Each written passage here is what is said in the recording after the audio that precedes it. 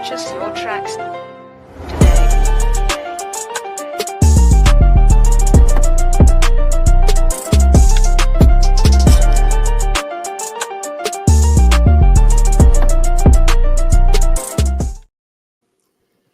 Ladies and gentlemen, welcome to a brand spanking new edition of the Jay and Will Show. I'm Jay, and the brother to my right is my brother Will. What's going on, brother? Yo, been a little bit, but we back in it. Yeah, look, it's my fault. It's been a little bit. Between traveling and the schedule, it's just been a little bit crazy for me. But I think we're back to a more calm, regularly scheduled program. So I appreciate Will for being patient with me, and I appreciate you guys, and happy to be back. But let's get to it, man. Let's get right to it. So we are going to, on today's show, kind of do a catch up so far as the season goes, and just go division by division, see where we are at this point in week 12, see if it's what we thought it would be, any surprises, any disappointments, and kind of go from there. And then, as we do every time we're on this bad boy, we will preview the upcoming week's slate of games. So without further ado, bro, let's get to it. So I'm going to pull up on the screen. We have each division. I'm just going to go by division. We'll start with the AFC first. So we have the AFC East here with the Bills being 9-2, the Dolphins 4-6, the Jets 3-8, and the Patriots 3-8. So Will, I'll let you start. Just your overall thoughts on the AFC East up and at least till week 12 so far. So Bills and Patriots are what we expected. I knew Patriots was going to struggle. It's a heavy turnover, changing coaches and everything. Bills has been a healthy team. Still got their quarterback. They even went to got a trade and got Amari Cooper as well to shore up the receiving core. Defense has been not going to say dominant, but they've been good. They've been good enough to where making a timely play. So it's been good to watch them. Now, Dolphins and Jets has been crazy to watch. Well, Dolphins with the when Tua was injured with the concussion. Once that happened, news say okay, their season's depending upon how long he's out. For us, we was expecting it to be essentially for the rest of the season, give him a chance to get his life right. Without the concussions. And he decided to come back, I think it was after 4 weeks or so? Yeah, 4 or 5, yeah, somewhere in there. Yeah, so, and they had zero offense without him. Because, I mean, that's how the coach built it. They built the offense around him. Around his skill set, and so that struggle is expected. But the Jets is crazy. They went all in to get Aaron Rodgers. Really didn't do much as far as team building outside of that in the off season because they got Rodgers last year, and then thought that especially after the injury that they'll make sure that they shore up some spots this year after seeing like where the struggles were last year. So okay, he's still an older quarterback, so we can't really depend on him health wise, just to be safe. So I thought they would shore up a lot. And to think of it like that, it's crazy because like their defense just statistically is great. Like as far as like points per game and everything, like it's a good defense and yardage. But turns out it's the offense that's the problem. Right. The offense bogs down, not put up any points, and when the offense isn't putting up points or being or extending drives, the defense gets worn down, and so that's when the defense start giving up all these points. So you would think it's like, well, it's the negative 38, but it's like, yeah, that's actually great because the defense has been keeping them. It could be way worse. Exactly. He's like, if it was a bad defense, it would be a lot worse than that. But because it's such a good defense, that's why it's only 38 points. So it just shows you how great the defense is when the offense isn't giving you anything. That's right. And they just even went and got Devontae in the trade, and he hasn't really been able to do much. So, and I don't even put that on him. I put Right. it on the quarterback. Yeah. Quarterback has been bad. It's crazy that uh, like everything that happened for him to get out of Green Bay and everything is supposed to be like the one to save the Jets and anything but anything, but he's been the anchor that's been pulling them down and keeping them in the same spot. It's crazy. What you think? I mean, I agree with pretty much everything you said. Um, Obviously, we know the Bills. We weren't shocked by them being in first place. Yeah. I'm not shocked by the Dolphins being in second place. I think the order in which they are is about what we would have thought. I think it's just the gap between first and second is wider than I probably would have expected. Obviously, with Tua getting hurt, there's not really much more you can do with that. I will say, like I would have expected the Dolphins to do a better job of having a more like consistent backup just to have on the roster. I feel like that would be a good investment for them just to have like somebody like Andy Dalton or like somebody who that like, hey, if my quarterback's out for a month, I need to have somebody good enough to where we can at least split those 4 games. Yeah. And I think not having that sort of torpedoed their season so far, because as we'll go into some more divisions in the conference, we'll see that some teams have sort of, exceeded expectations. Like I look at the Steelers as one of those teams that now make it more difficult for the Dolphins to potentially climb into one of those wild card spots. So, their season's not over, but it's uphill from here the rest of the way. They pretty much can't lose the rest of the way. And so if you had a more serviceable quarterback that can come in and sort of, like I said, just at least split the difference in the games that Tua is out, it gives you a better shot. And they didn't have that. So maybe, especially now that you gave him like this big contract, maybe next year they'll sort of prioritize getting a guy that can at least have them stay afloat a little bit during those times. Because I think at this point, you got to expect Tua to miss at least probably 3 to 4 weeks out of every season. Just, and hope for the best, but just expect that he's not going to play 17 games every year. So I think with that, you have to invest in whether you draft a guy who maybe is like in later rounds that maybe isn't, a star quarterback, but at least can be a guy that can play some games for you when in a pinch.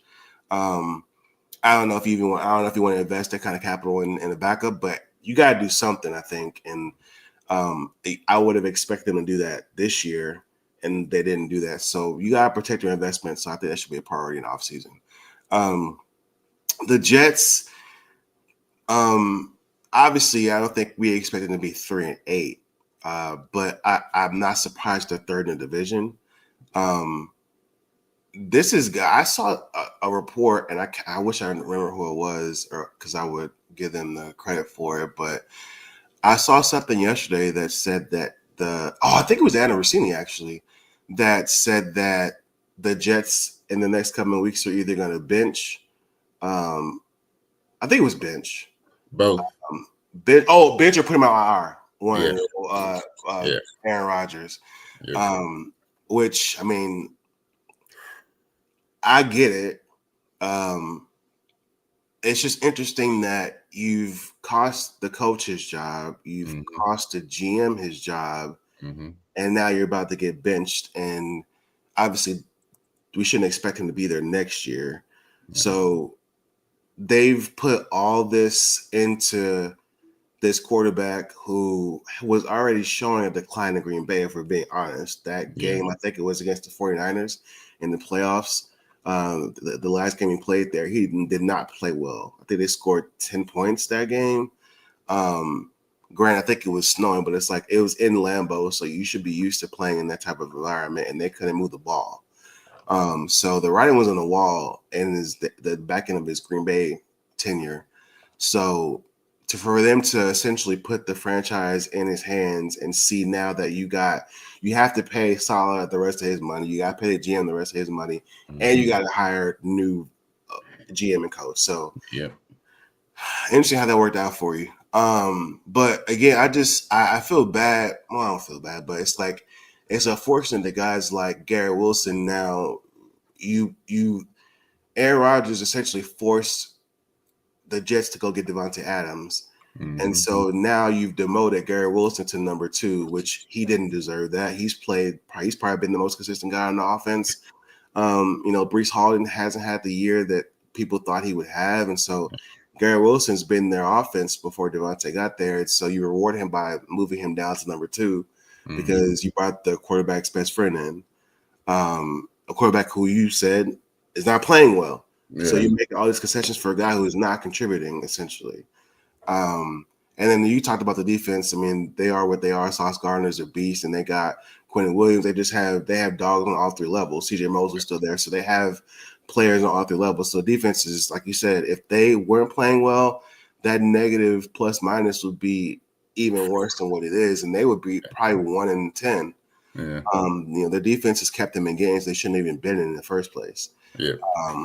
The Houston game was one of them. They shouldn't have won that game, but the defense played so well that it kept them hanging around to where they finally broke through at the end of the game. And that was the game where they found Devontae Adams and busted coverage. Like it was like a 4th and 1. And Devontae would just run on the sideline by himself somehow, and they ended up scoring a touchdown and won the game. So, it's just a shit. Sorry. It's just an S show over there. And then the Patriots, obviously, I think we expected them to be where they are. They got, Drake Mays played well, so there's some bright spots that they can kind of look forward to. They just got to build around the kid. Yeah. And so, for the most part, like I said, the division is where we thought it would be as far as how it's played out, as far as the rankings go.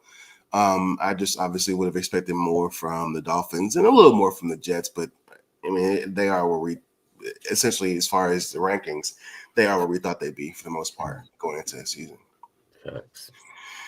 All right, so we will go to the AFC North. This is the one that we probably will spend most time on, just in terms of how things are.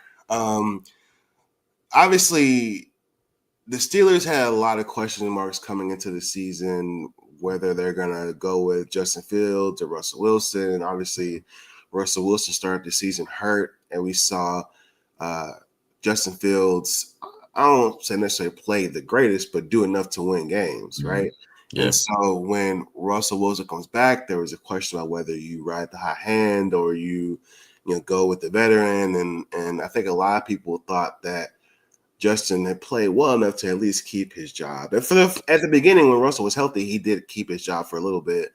And then after a win, they still made the change to put Russ in, and there was a lot of questions about whether there was the right idea, the right decision or not. And clearly, it's played out for them because they're 8-3, and a team that we've sort of got accustomed to seeing them kind of ride the wave with a 500 record throughout each year, at least the past few years, especially after Big Ben left.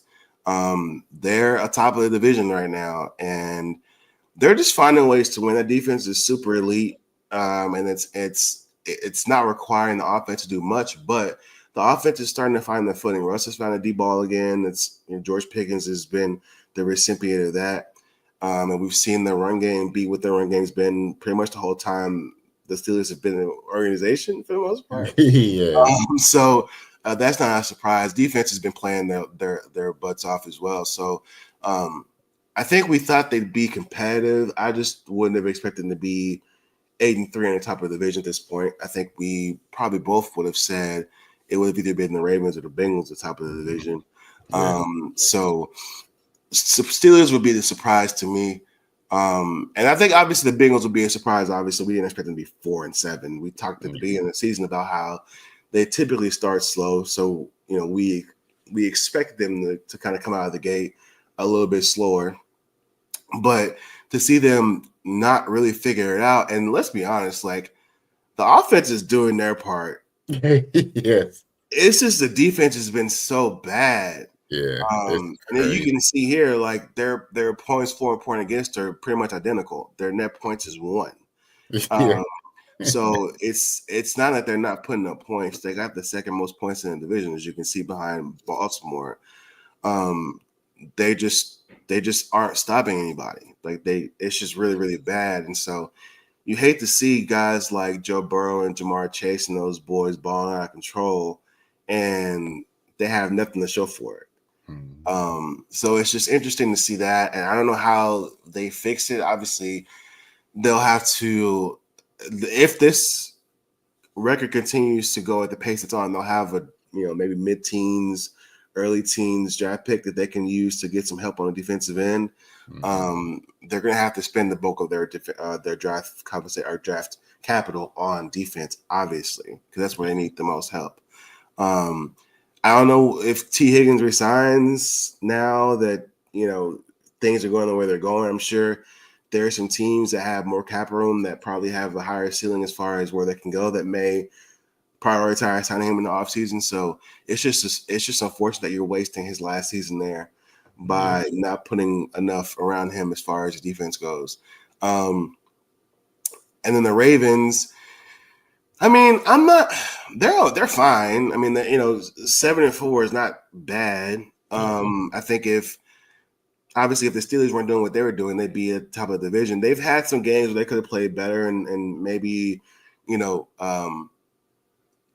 the game last week, and it's escaping me who they played. But it was the Steelers. Actually, it was the Steelers that they played. Yeah. Who just really did a number on them in terms of limiting what their offense did.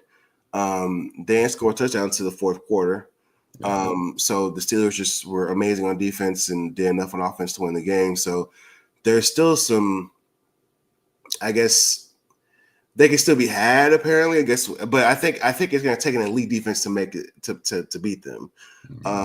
And I'm not worried about them. I think they'll be fine. They'll be top 2 in the division, I'm sure.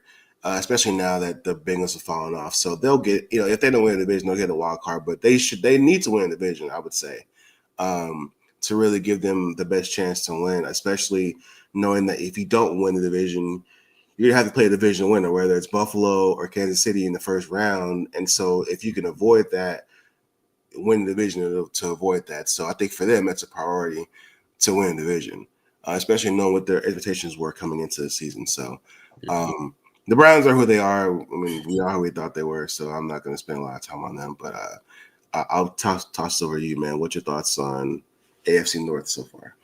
Yeah, it's been pretty crazy, and it's crazy how they're consistently one of the more intriguing divisions in football. Yeah, To watch, primarily because of Steelers, Ravens, and Bengals. They always have keep the division pretty close. With the Steelers, their defense is great. The offense has done enough to win games.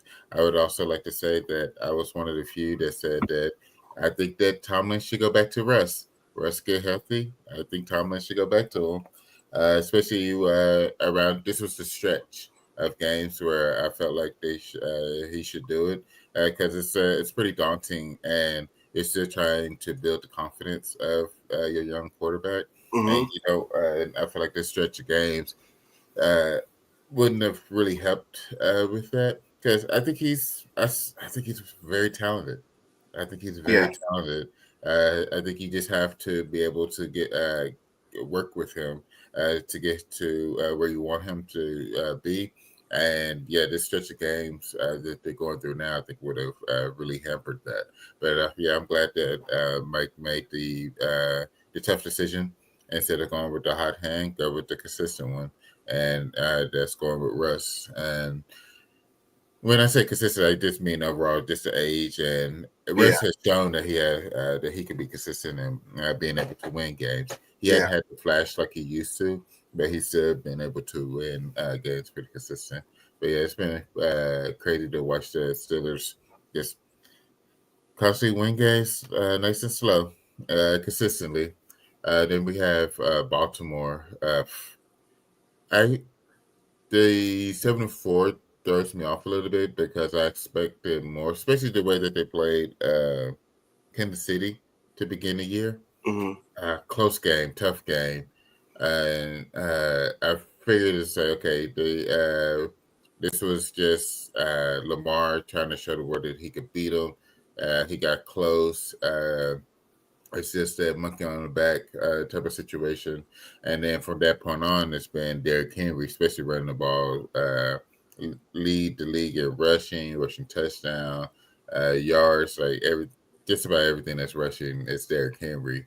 So Yeah. you figure that it's like just give him the ball, let him do his thing, especially once they hit late game. Just start breaking down the defenses at that point, and that's what they've been able to do. The defense has been good. The I don't I, I don't know what it is about Baltimore. If they lose focus during games or if they look ahead, it's just something to where once it's time to put teams away, sometimes they just don't. Yeah. They allow teams to hang around. They allow teams to get back into games, and that's when like they start to make mistakes, more and more mistakes, and end up losing the game. So I hope that whatever that issue is, they figure it out before the playoffs. Because the I don't think so. They won't be playing Kansas City in the first round because Kansas City. They'll have a bye. You're right. You're right. But still, they end up having to face your Buffalo Mhm. if Houston gets going. Uh, Houston's expect Houston to win their division, but they can be a really tough team, especially at home. Yeah. So dealing with them in the first round. So those are a couple of teams you don't want to deal with as your first playoff game, Right. especially if you're actually a good team. So you want that a little bit down the road once you get rolling again. So Mhm. hopefully they'll figure it out and just to make that deep playoff push because I do hope that I like seeing Baltimore deep in the playoffs. Second, the conference finals. It's always fun to watch Lamar put that work in. Yeah. And then Cincinnati's been, I don't even know, bro. Like what Joe has done to what past 2 weeks has been phenomenal. Absolutely. Absolutely phenomenal. Like because Jamar had what 4 touchdowns that one game. Yeah, like two was 280 or two something, almost 300 yards receiving. Like something crazy. And then Joe followed that up with another like 5 touchdown game this week. It's eating. And I think he only has what like 4 interceptions or something. Yeah, something crazy. I think it's 27 touchdowns, 4 interceptions. If you put that stat line out there, quarterback has 27 touchdowns and 4 interceptions. You automatically think, okay, they at least got like 8 wins. Yeah. Like off rip, 8 wins at least Yep. to put up those numbers. It's and they're sitting here at 4-7. I would have already fired the defensive coordinator at this point. For sure. We gotta figure something out because obviously you're not figuring it out. Mm-hmm. Yep. Because we're putting up 35 points a game and we're still losing. That's a problem. That's a problem. Yeah. So I would expect for them to. I'm still surprised they haven't fired him at this point. But I would expect for something to happen for them to get their defense together. Yeah, they still got an outside chance of making the wild card spot. Because so right now we'll see that the wild card will be Baltimore at 7-4 and Chargers at 7-3. So that's the two that's your wild card spots right now. And then so we got it's three, it's three now. And Broncos. So Chargers, Ravens, Broncos right now. If the playoffs started today. So you're 2 games behind Denver. So you're right there. You're right there. Have a chance. 2 games. Yeah. It's still plenty of time to be able to make that pick. So that's what I hope they fire. I don't hope they do, but I need for them to figure it out on the defensive end, and I think that's the first step. It's the coach, it's the defensive coordinator. just to They be able to can't line lose them. any more games though. No, they got to win out. They They absolutely gotta got to win win out. out. Yeah, Yeah. they have to win out. Yeah. We know that Monday night they're going to win. But yeah, they have to win out. You see who it is? I don't know who they play Monday night. Sorry. Cowboys. It's after Thanksgiving. Oh, it is. Oh yeah. Yeah. Oh yeah. They got about this week. Oh, yeah, they'll be they, fine. 2 weeks. they, it's the after Thanksgiving they have, Okay. they play the Cowboys. Yeah, it's a dub. So yeah, they got to win out to have a chance. It's just tough to see. It's like Yeah. your quarterback is playing so well, and that's what you like. Was nervous about his health, him staying healthy to make it through the season, and he's been healthy and putting up the numbers, and now like the defense not showing up for him. So Yeah. that's rough. It's absolutely rough. Yeah. And then Cleveland, like I said, they are who we thought they were. Mhm. Jameis is out there having fun. Beat Greatest thing. Pittsburgh, beat Great. Pittsburgh, eating dubs. You know what he do. Mhm. It's been fun to watch him put in that work. I think I think there'll be a disruptor. Don't expect much from him as far as like many more wins or Yeah. making the playoffs, anything like that. But they can be disruptors. That defense, they have a tough defense. They make you fight for it. They don't roll over, so which is fun to watch. So I think as they're not a good team, but they'll fight. They'll still put up a fight, which is good for them. Yeah, they could play spoiler for somebody. For Yeah. sure. So yeah, that's what I got on that division. All right. Um, him. I'm sure you saw that clip of him when he was trying to draw the defense off sides, and he was like, "Somebody come off sides, damn." Yeah, yeah. That's a national treasure, man. All right. So next division is gonna be the AFC South.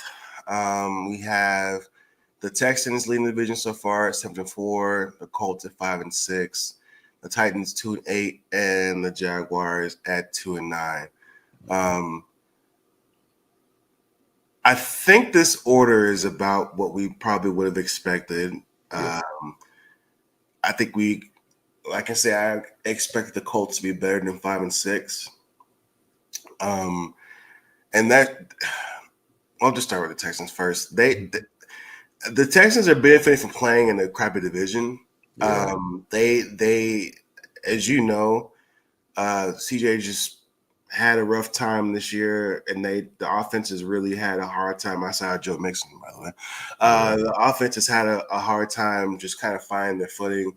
One of the things that we talked about when the season started was how they would acclimate Stephon Diggs into the wide receiver room and would that impact Tank Dell's production or Nico Collins's production. And we saw the first few weeks of the season that Nico was going to get his and has gotten his. Obviously, he had been hurt. And last week against the Cowboys, his first game back, he was in IR. I think he had a hamstring injury, so he missed 4 games. We know there's no Steph Diggs tore his ACL, so he's been out, I think, probably about 3 or 4 games so far.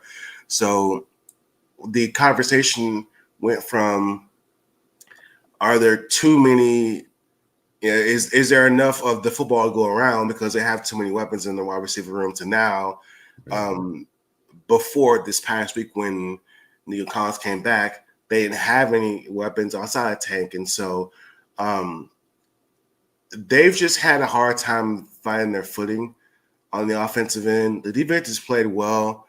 The offensive line has just been atrocious. And that's been, I think, has kind of led to why CJ's clock is probably sped up a little bit, and he's been making mistakes that he really wasn't making last year. Missing throws, missing guys that are open, holding the ball too long, not keeping his eyes upfield, and kind of making quick decisions because I think he kind of feels those footsteps of the defensive line. So the offensive line has been bad all year, and so it's just been offensive end has been really, really tough. When we came into the season, one thing I talked about was whether or not the defense would be good enough to sort of complement what the offense would do. And the defense has held their end in the bargain. Danielle Hunter's played very well. Derek Stingley's played very well. Kamari Lassiter's played really well. He's been hurt, but for a rookie year, he's played really, really well and has complemented what Derek Stingley does on the opposite side of the secondary. So the defense hasn't been the issue. It's been the offense. And, if they can figure that part out, they'll be off to the races. They've just been fortunate enough to be in a division that has not been well. So they haven't really had to kind of, pay the price of not playing particularly well in some games they should be winning. The Colts, I don't know how much time I have for them. Like, to have Anthony Richardson start off slow, and we talked about that, before our time away, that he just hadn't been effective. And for whatever reason, they didn't use his strengths very much at first, as far as like getting him out of the pocket, and doing some, whether it's bootlegs or just design quarterback run, just something to kind of get him into the game and hopefully kind of lead to his completion percentage being better. I think the first game, maybe he was like 9 for 27 or something crazy like that. Yeah. So he hasn't played well, and obviously, we know what happened with him getting benched, Joe Flacco coming in and him not playing well, and so they went back to Anthony Richardson last week, and he played a good game last week. So it's just kind of been just all over the place for them, and their record reflects that. Defense has played well. That's been one of their bright spots. It's just they have not been able to do anything offensively. So they're kind of in the same boat to where if they can figure their offense out, they still have a chance to get in the wild card spot, but they got to do it now. So they got to turn around. Titans, I think they are where we thought they would be for the most part. I mean, 2-8 is a bit of a stretch, but you got a new coach and you got a new quarterback in Will Levis, and I think they benched him. I saw Mason Rudolph playing a game. I don't know what's going on over there, but I think they're kind of where we thought they'd be. The Jaguars, I'm just shocked they haven't fired Doug Peterson yet. I guess I don't know if this is last year of his deal, but I'm sure Mike McCarthy's made some calls saying, "Hey, y'all need to want somebody next year." Come holler at me. But yeah, 2-9 is just not what we thought. And I don't know if it's time to have a Trevor Lawrence conversation or not. But I don't really know what to say about this team. The defense has not been good, and their offense has been even worse. And so when you have that recipe, you're going to be 2-9. So based on how they're playing, I'm not surprised that they're 2-9, but I didn't have them being this bad going into the season. So that's my opinion about the AFC South. What you got on the rest of it? Yeah, it's a down year for the division. Yeah, I think the overall standings are pretty close to what we expected. Just going off of especially last year. This is how it essentially went. Houston, they've just watching how they've played. This last game, they did close out the game very well, the third and fourth quarter. But they got started really slow. They allowed the Cowboys to hang around for some reason before they finally made the plays that they needed to go ahead and put the nail in the coffin. Yeah. And it's just been, I guess it has to be that offensive line is what a major issue is, because he is rushed, and it's like he took a sophomore, like he's in a sophomore slump right now. Like he took a step back progressively, which is crazy because just how fast and how good he was last year. It's like, but you wasn't doing this last year. Like, these are the mistakes you should have been making last year. Exactly. Yeah, exactly. Like, if you would have made these mistakes last year, it would have been okay. It's like, okay, he's a rookie. He's still trying to figure out the game, but he did so well. And now this year, it's like, but you're reading the defenses much better. You're making better plays last year. Like, what's happening? So I think the offensive line being compromised, yeah, that's a major issue. Yeah. Especially like when it comes to a young quarterback. Once that clock gets sped up, it's dangerous. Mhm. Start hearing footsteps and things like that. So Yeah. I do hope that they get that situated pretty quickly, just to be able to save their young quarterback. Because dude's a baller. Yep. Ain't no doubt about that. Dude's a baller. And to have your franchise hang on that, you gotta protect him. So I think that's what they end up doing in the offseason, is shoring up Mhm. that offensive line. Yep. Being able to, I think it'll be a combination of free agency and draft capital, being able to protect him, because there's the trenches is where the games are won. Being able to have to own the offensive and defensive line. So I can see that's where they could end up going, because your coach is a defensive-minded coach. The defense is doing what is expected. So you got to shore up the other side of the ball, and that would be step one: protecting your quarterback, Yep. protecting your franchise. Yep. Absolutely. Yep. That's why I look forward to seeing what they do for the rest of the season and going to the off season as well.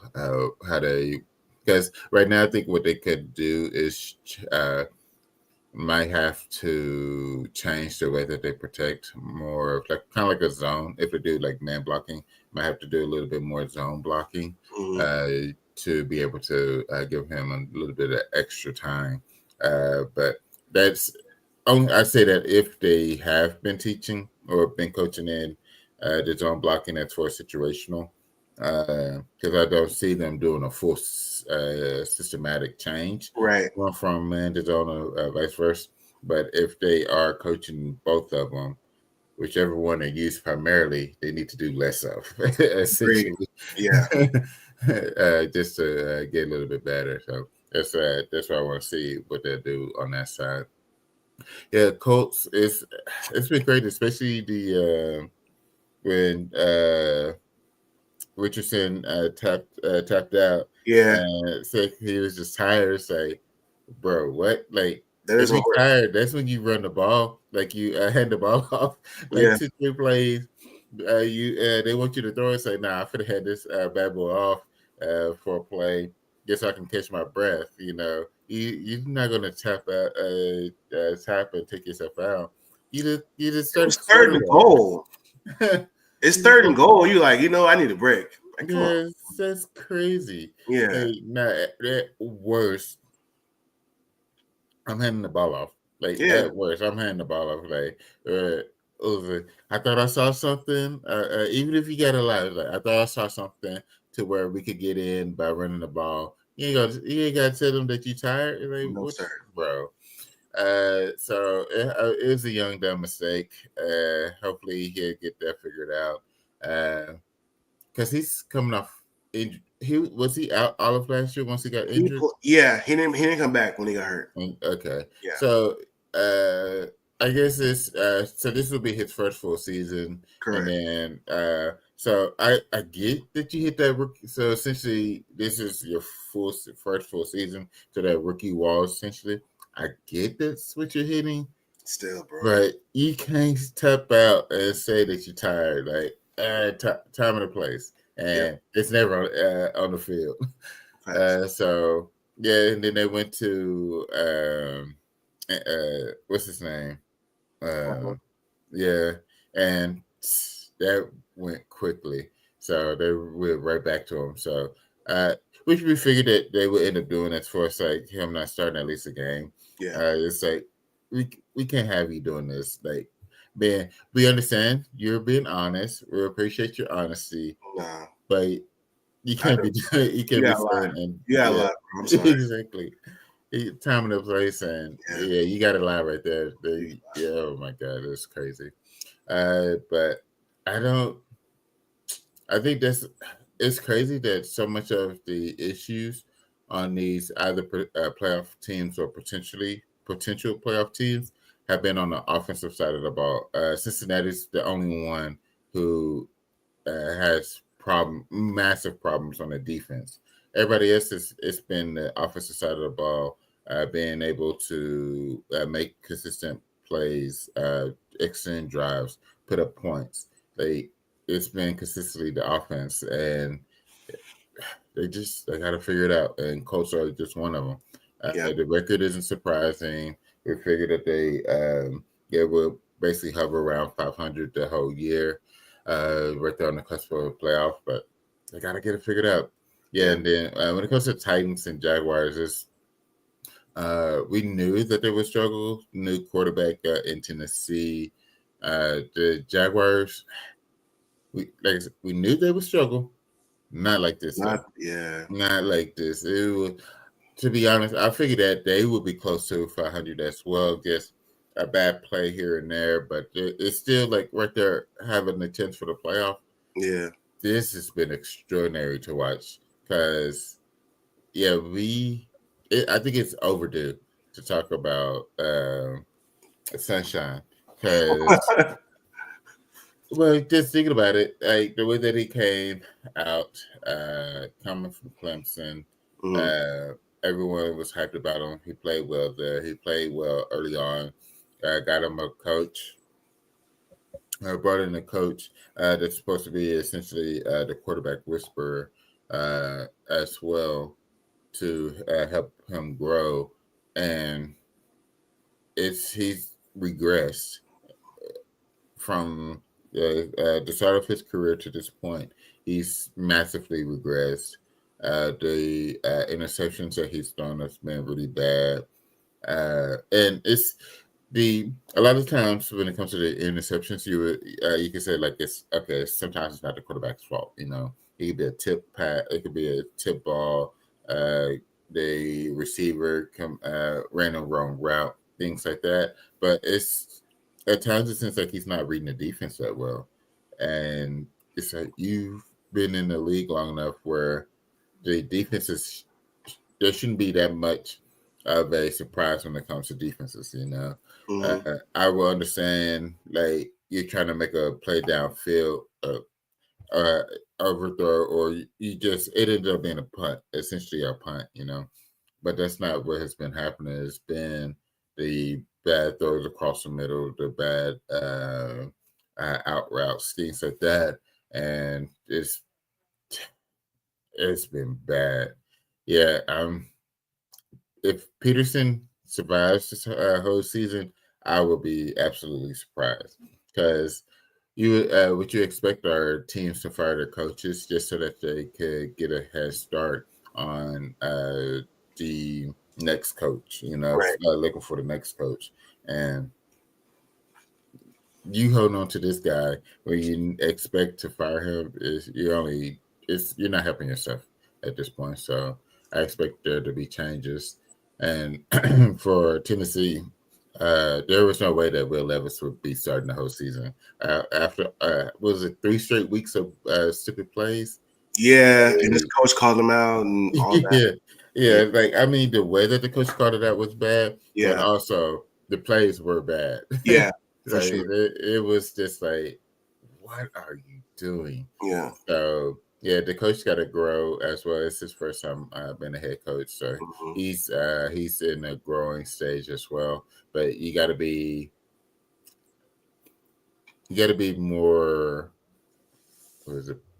political, and you don't want to put that type of stuff out there in the public. You know, like when you're an older coach, like an Andy Reid or something to that nature, you can toss things out into the media just so that your players can catch it. You know. Yeah. So so you can let them know. So you need to be a little bit better like this. But he could be smooth with it. You know, it's like everybody knows he called you out, but it's not disrespectful.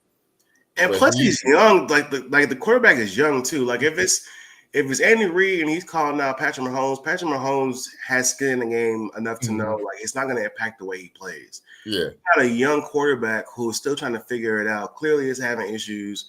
That's not helping him get better. That's not helping him feel more confident. That's not helping him, understand what the issues are. That's not helping him at all. And to your point, I mean, yeah, he's a young coach, but I mean, dang, like you Yeah. gotta at least understand, like read the room. Like you can't be this critical of him. Why not just say, hey, look, we're not putting him in the best positions possible to be successful. Mhm. He's made mistakes, but we all got to get better, et cetera, et cetera. Like we took no PR classes and we know how to, like, come on, man. Like Exactly. that's inexcusable. So I go ahead, but I just was Yeah. like, there's no excuse for that, bro. There's no excuse for that. All facts, all facts. Hey, you gotta clean that up. You have to clean that up. Being able, it's your young quarterback. Like you used a high draft pick to bring him in, Mhm. so you don't want him to uh, already lose that confidence. Like that's Right. the big thing, is being able to maintain that confidence and grow it, so that once the skill set and the knowledge catches up, boom, now you have a viable quarterback. Yep. Excuse me, you have a viable quarterback in the league, to where he can make plays for you. He wouldn't make those dumb plays anymore. Yeah. And so, yeah, that was rough to be able to watch. But as far as this division, yeah, it's going exactly as we expect. As far as the top of it, and everybody else falling in line behind the Texans, is as expected. Yeah, and that's as poorly as the Colts have played. They're only 2 games back, Crazy. and that's just more of an indictment on the Texans just not taking advantage of it. And so this division is not over by a long shot. And so Nope. if they hit a dry spell, who knows what could happen. And like we said, Anthony played well last week, and so there was more design runs, more stuff that they should have been doing for him before to kind of build his confidence up. We saw him do that more in that game, and so hopefully they'll kind of inject more of that into the play calling to get him going. And you never know, the division's not over yet. It should be, but it's not. Yeah. So there's still a lot of time left. So we'll see what happens there. All right, next division. This is the last division in the AFC. Is going to be the AFC West. We have the Chiefs at 9-1. Shocker. Just suffered their first loss of the season last week. The Chargers are 7-3. The Broncos, who are 6-5, and the Raiders, who are 2-8. I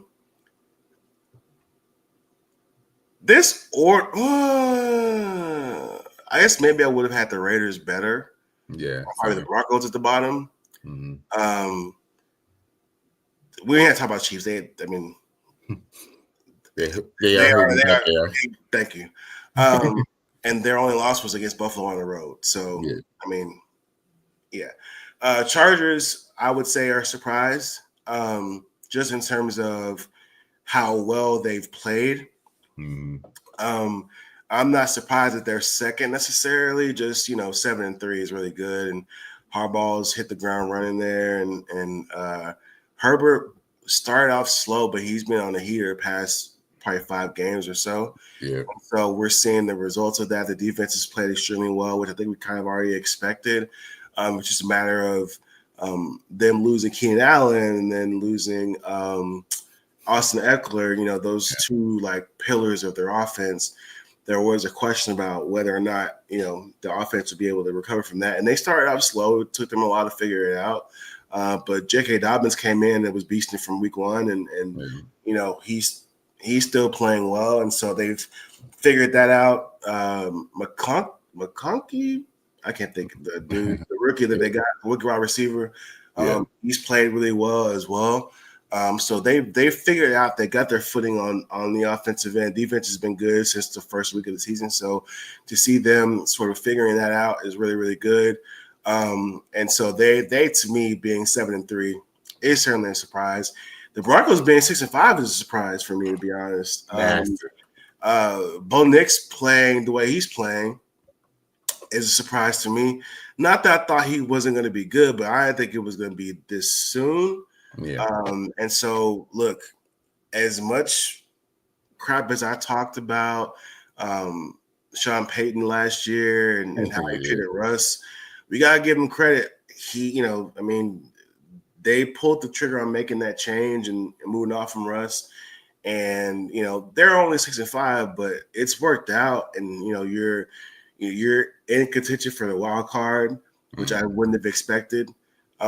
So kudos to them. They started off a little slow, but they've gotten hot, and outside of them getting their doors blown off by Baltimore a couple weeks ago, they've played well this past string of games, and so look out for them. If that could be another one of those teams that if they don't make the playoffs, they could play spoiler for some of the teams that are trying to jockey for those positions above them. So credit where credit is due. The Raiders, I would say 2-8 is disappointment. I just they came into the season not having a quarterback, so I don't know how much you can be surprised that they're 2-8. But and I think we kind of, I don't know if we talked about it on the pod, but I think we both probably felt like at some point Devontae was going to ask out. Yeah. So I don't know if I didn't expect him to be there at the end of the season. So him being gone is not necessarily a surprise. But just to see them, I mean, I don't know. I mean, I think like I said before I started this, I think I would have probably had them third and the Broncos fourth.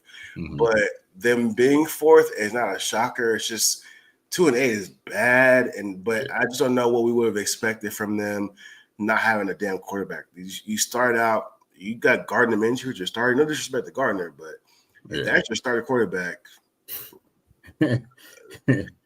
expectations can't be too high. Yeah. So that's my thoughts on AFC West, man. What you got? So you want to know what the biggest surprise for me for this division is? The Chargers defense.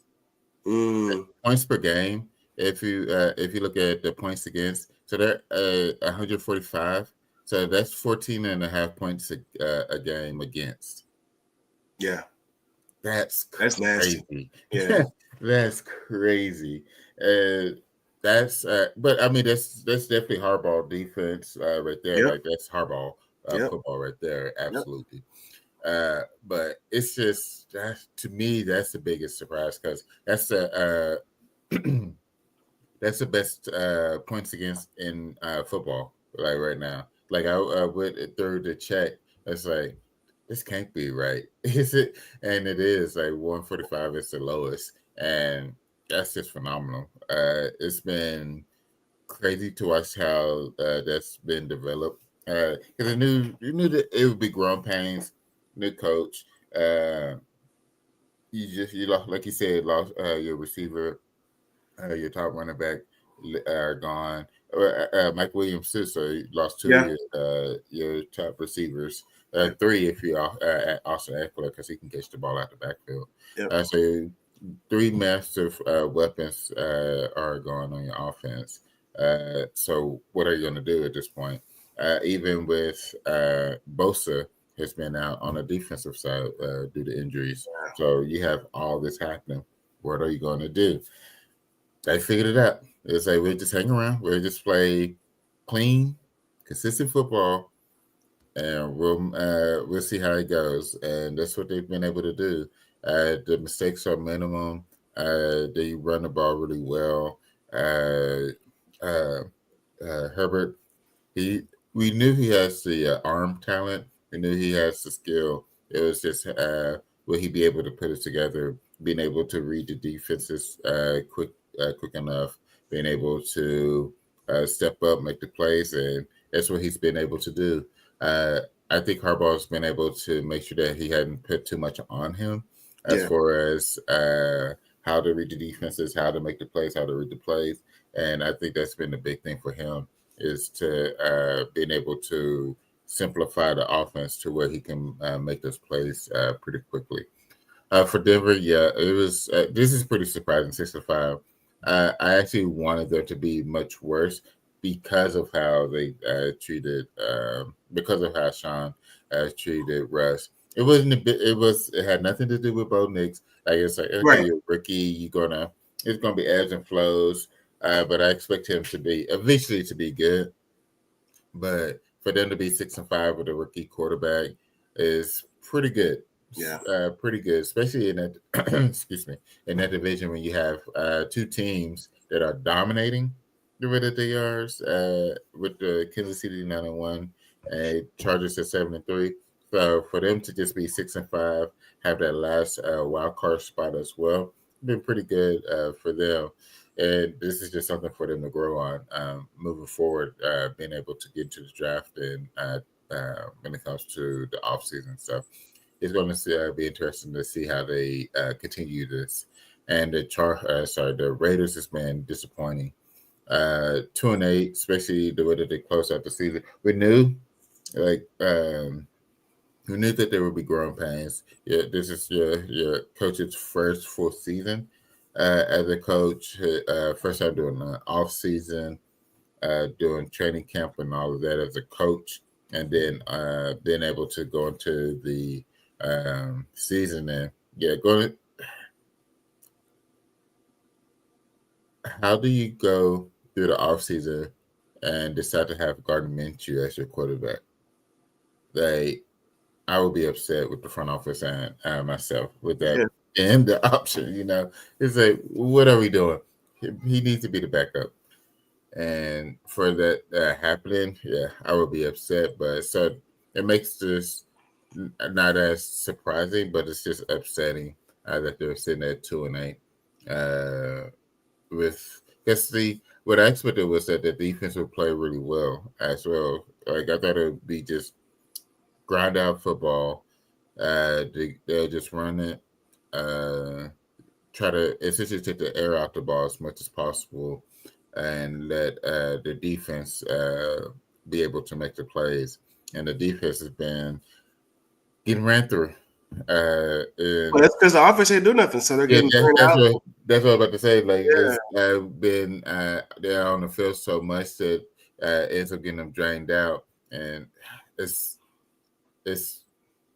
sucks. It sucks. Like, I'm not even a Raiders fan, and it just sucks to see that this is because had not high hopes, but had some hope that they were like essentially kind of like I feel like they could have been playing spoilers, basically what we expect from Cleveland. It's like here and there they're gonna have a chance to play a spoiler. Somebody gonna look past them, and bang, they're gonna be able to beat them by a field goal or something like that. And right now with the Raiders, I don't even feel that. I don't even feel that they could play spoilers. I think that all they would end up doing are beating or winning games against other bad teams. Right. They wouldn't even have a chance to play spoiler. And once they get to that point, it's pretty upsetting. Just as a football fan to watch them play. So that's what I got. The division's not surprising though. Yeah. I was gonna say too, like, the Broncos were a block field away from beating the Chiefs a couple of years ago. Yeah. So they could be 7-4 if it weren't for that block field goal. And then the Chiefs would be 8-2. And all of a sudden they're 2 games back from the division lead at that point. So it's just it's crazy. It's crazy. So, all right. Move on to the NFC. This is the first division that pops up, of course it is. Yeah. So we have the NFC East here. We have the Eagles at 8-2, which I don't know how they're 8-2, but anyway. The Commanders 7-4, the Cowboys 3-7, and the Giants 2-8.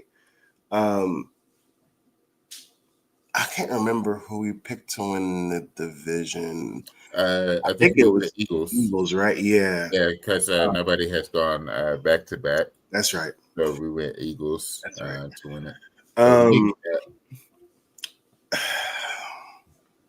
But definitely thought things would be a little bit different.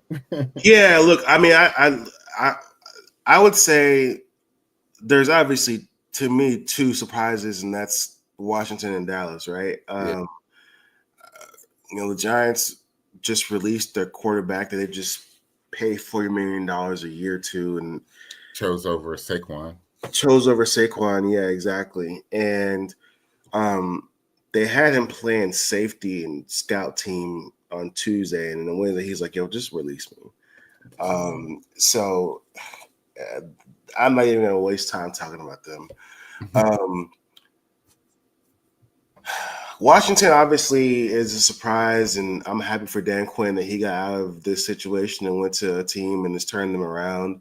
Yeah. Obviously, specifically, Jaden Daniels has been balling out of control, playing really, really well, and the defense has been middle of the road. I mean, not spectacular, but they have cost us some games. I'm not gonna lie, but they haven't been like atrocious like Dallas. Yeah. So the offense has been great, and that's been what's been carrying them. And I'd like to think at some point, with Dan Quinn being a defensive-minded coach, the defense will eventually figure it out. It may not be this year, maybe it's next year. Maybe you invest more. I know they just traded for Lattimore, but he's been hurt, so he hasn't played for them yet. So they're trying to move pieces around. So I think that'll eventually show itself to be at least, maybe top 15 somewhere in there. At some point. Like I said, I don't know if it'll be this year, but I think it's a work in progress for him. But the offense, I mean, that's what's carried them, and so give them credit. Obviously they benefited from having a little bit of easy schedule, so they didn't place very high in the division last year. So you got a third place division schedule, which they've benefited from and they've taken advantage of. So you got to give them credit for that. Dallas,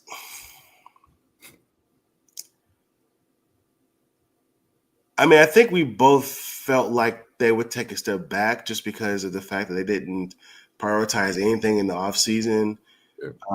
You waited until 11:30 a.m. week one to re-sign your quarterback before their first game of the year. And then obviously we saw them play against Cleveland and thought, okay, like defense looks really good. Caden Carson, rookie corner, looked really good. And so, there may have been some sipping of the Kool-Aid after that first game, but then the bottom fell out really quickly when they played the Saints and then Baltimore, and then it just went to sugar honey iced tea after that. So 3-7 is surprising. I'm not gonna act like I expected it to be 3-7, but we didn't expect them to be, particularly good. I thought maybe second place in the division and then maybe sticking to the playoffs in the wild card spot, but it's just gone to hell in the handbasket.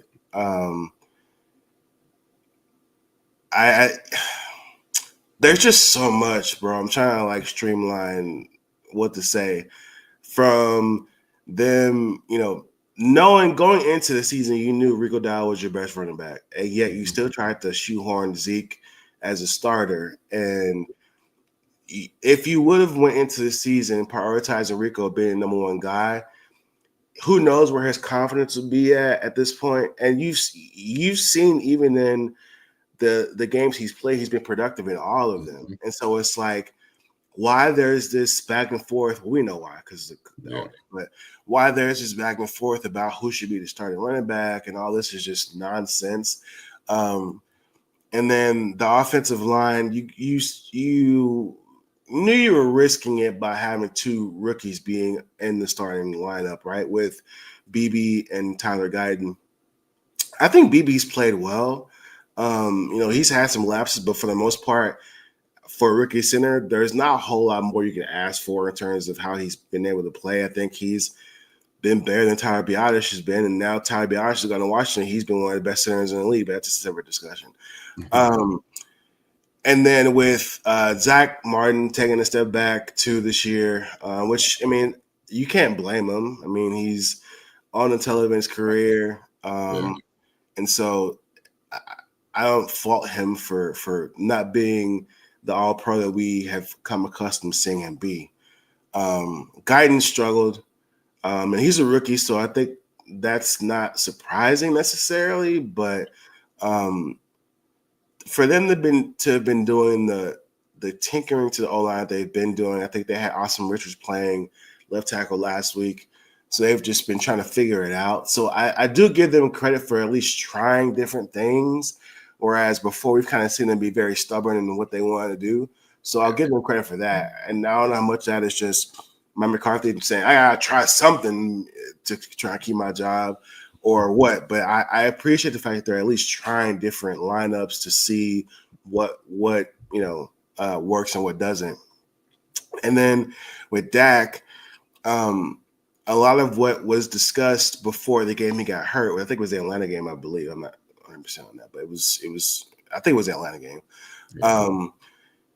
There was a lot of discussion about why he's not running anymore. Why doesn't he move out of the pocket? Why doesn't he take some of those quarterback runs? He's not running as much as we thought he should.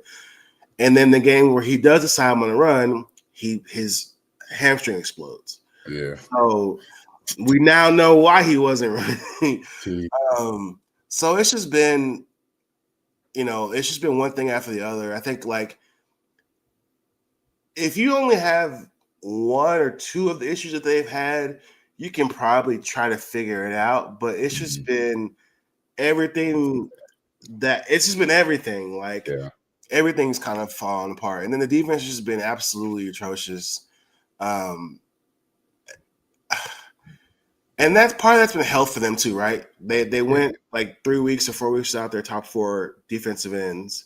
Mhm. Obviously, I think Deron Bland might be back this week, but now Trey Diggs is out, so Mhm. they haven't had their full complement of corners either. And Donovan Wilson has just been bad. Hooker's also been bad this year. Their safeties have not been good this year. And so, just one thing after the other. It's not surprising they're 3-7, but it's surprising they're 3-7. So yeah, and then the Eagles.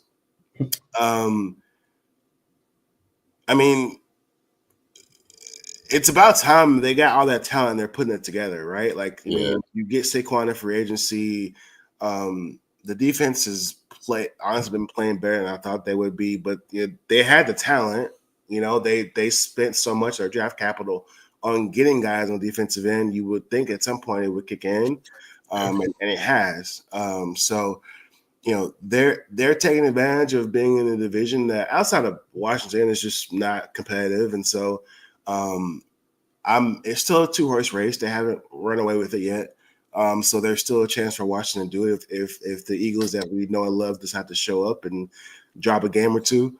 But they found ways to win. So, shake their hand. They're 8-2 and in the driver's seat. So that long diatribe or short story essay that I just gave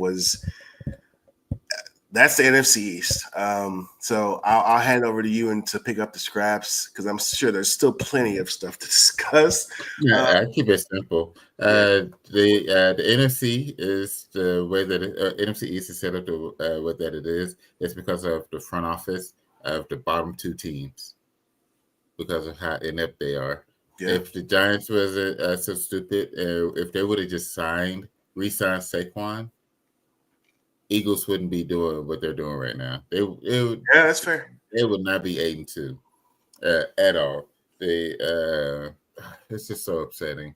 And then Cowboys wait until late training camp to mid or late training camp to sign CD, and then wait till the regular season to essentially your regular season to kick off to sign Dak to that contract, which hamstrung them from being able to sign more free agency, more players in free agency. So this is, I'm not saying that 3-7 is expected, but it can't be surprising when you didn't put when the front office didn't put in the work to get better, because they lost talent instead of re-upping talent in important places, and they refuse to see how important the defensive line is. Like your defensive tackles, that's what protects your linebackers. You need good defensive tackles to be able to protect your linebackers. That's what stops your run. That's what protects your linebackers. That's a core for your defense, and they don't use any type of capital on that. It's we got 500,000 left. Okay, now we can use it on a D tackle. Like now we can go do that, and it's been ridiculous.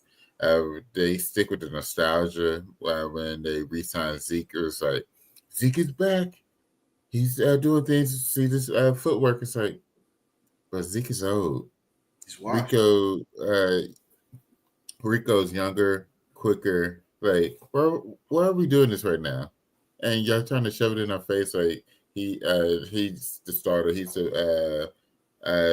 is the best player out there to as far as running the ball. It's like, what's happening right now? Like, are y'all not trying to win? Yeah. And you can see that's what it is. So hopefully the other fans start catching on and stop going to the games. Let's. I don't know how much of the Monday night game did you see? I saw the first half and like a little bit of the third quarter. Oh, so you were able to see the empty seats. Yes. Okay. Yes. So that made me happy to see was seeing those empty seats. It's like good primetime football, bunch of empty seats. We need to increase that. Stop buying these tickets. Stop going to the games.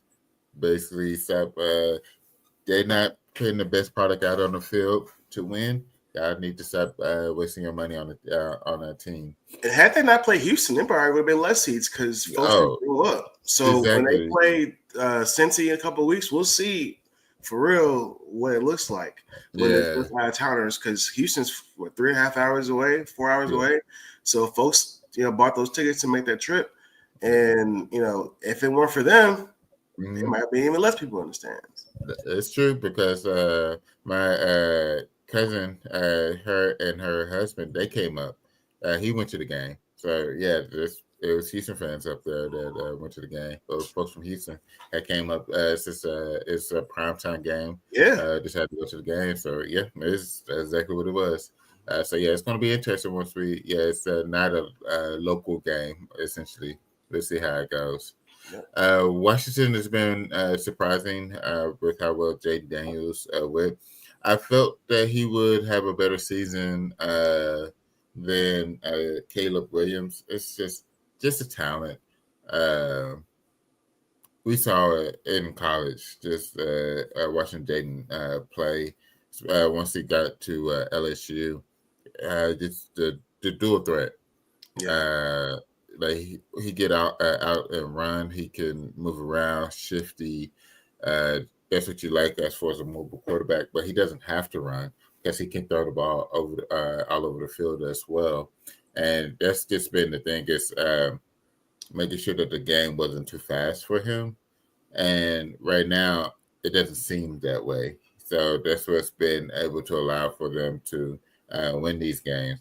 I think it was the Bengals game where I don't think they punted that game. Like it was on every drive or did something every drive, which was just incredible to watch.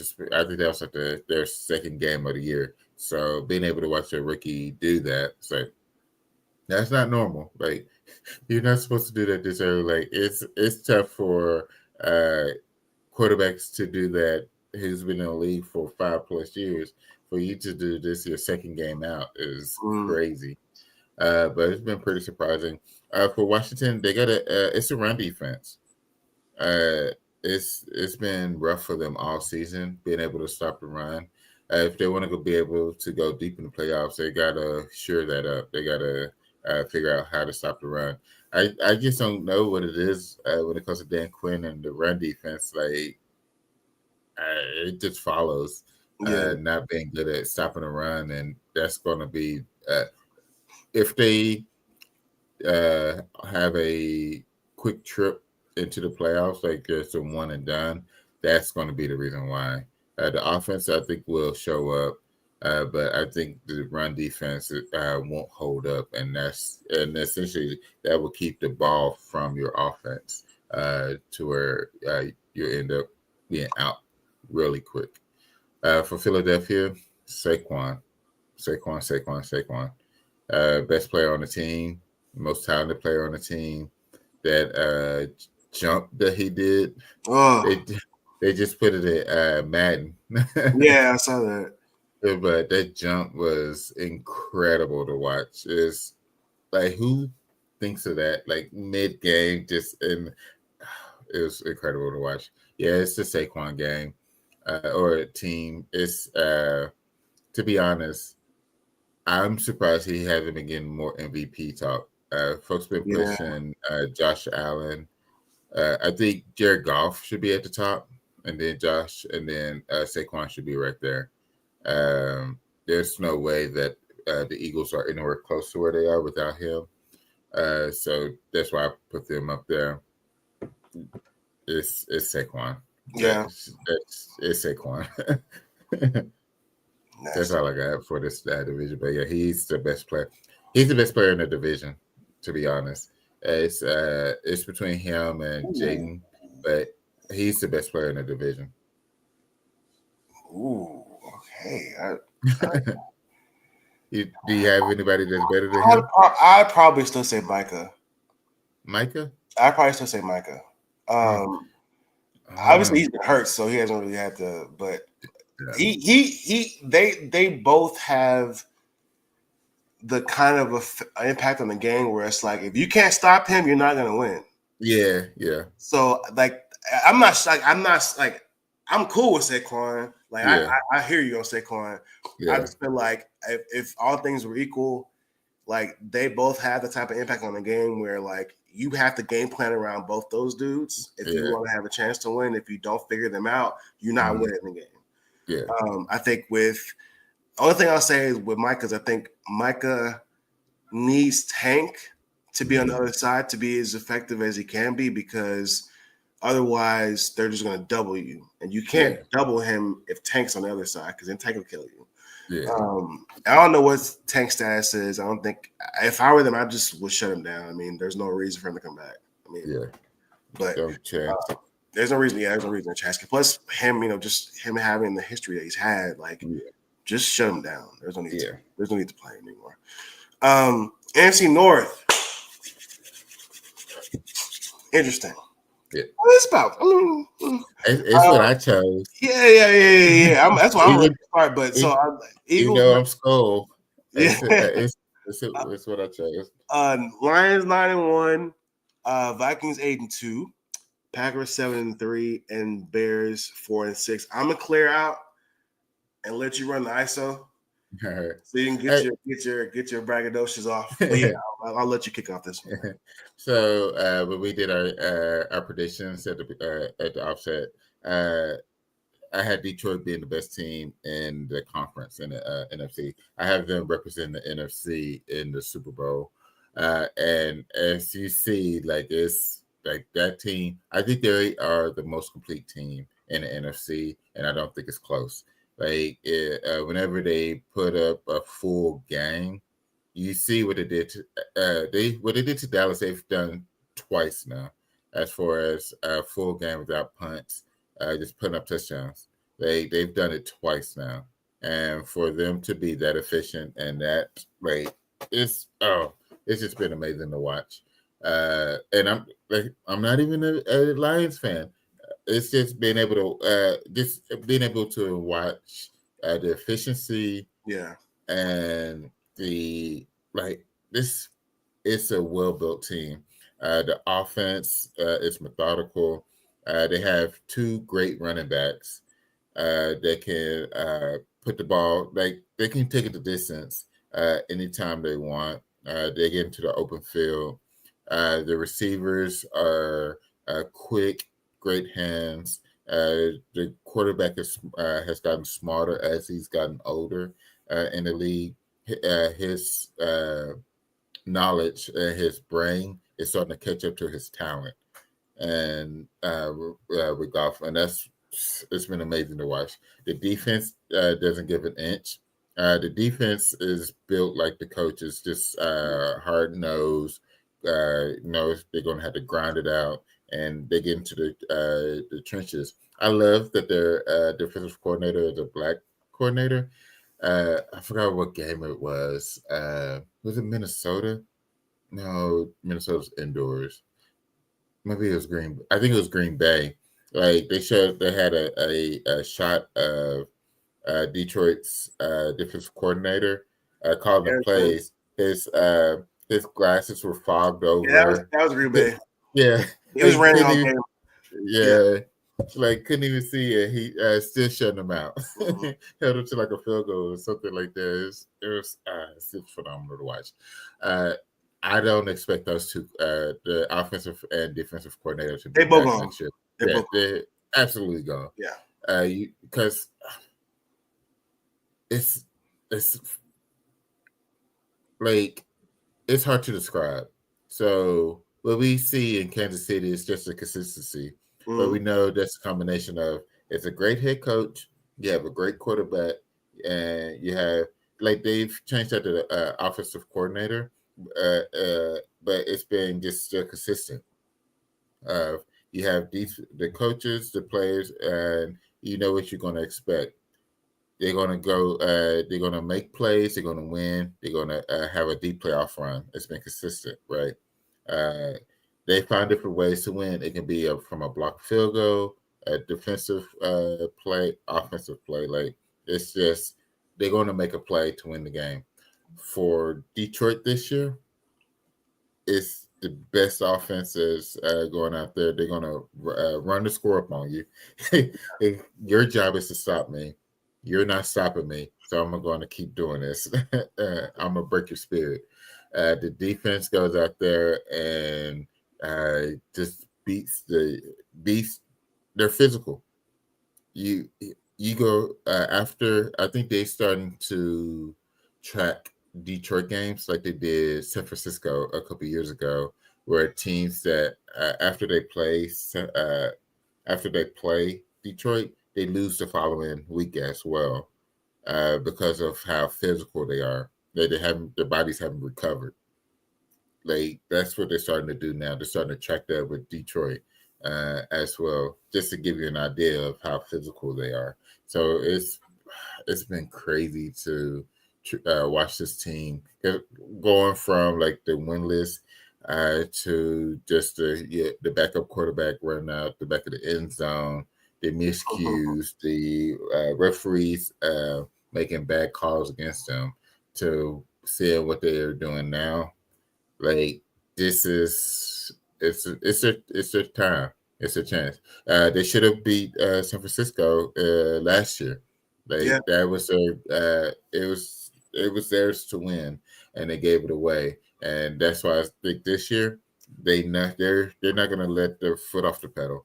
Like if they have a chance to beat you, they're going to beat you. Like they're going to beat the brakes off of you because they don't want it to happen again. So that's the best team in the NFC. Vikings have been surprising, especially when they were undefeated. They had, I think, they were 6-0 or something at the time until they played Detroit.